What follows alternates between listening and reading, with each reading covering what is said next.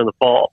How much does having the quarterback and Hendon Hooker back again in the way that, again, record-setting offensive year, like you said, help them get some of those transfers and position themselves for the future under Josh Heupel?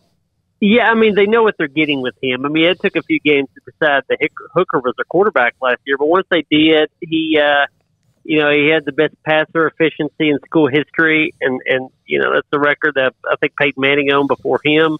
Touchdown interception ratio, best in the country. They know what they have in him, and it's not everybody and not every good quarterback can run Josh Heupel's offense. You've got to be efficient, you got to be fast, and they know he can do it. And that's a difference between last year and this year. Is that last year they were trying to figure out which pieces fit. They at least know quarterback fits. They have some others around him. The offensive line gets back four of the starters. They have a 1,000-yard receiver coming back in Cedric Tillman.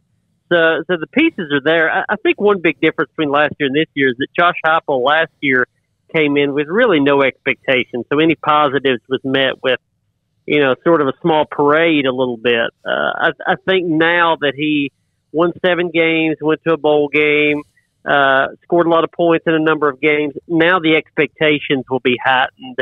And there won't be a celebration, over blowing out South Carolina or beating Kentucky or something like that. More, the expectations will be higher, and this fan base will want more in the second year.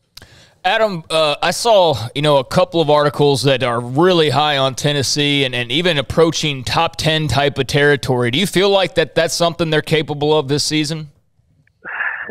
No. I mean, it could happen when you see a team like Ole Miss last year, which has a similar offense and a similar setup with Lane Kiffin.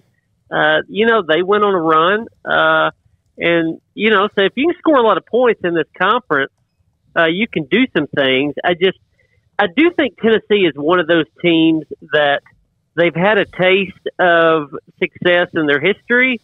And so anytime they get a little bit of success, I think the expectations shoot up a whole lot quicker than other places. Mm-hmm. Texas is one of those teams. Yes. Notre Dame is one of those teams. Michigan is one of those teams. Nebraska is one of those teams. If you go from 5 wins to 7 or 8 wins, suddenly people start talking about 10 wins immediately. And I think Tennessee's just one of those places that you give them a little taste, and people think a lot's coming. I could see them in the top 25, top 10, no. Yeah, and you're right. You named them right out.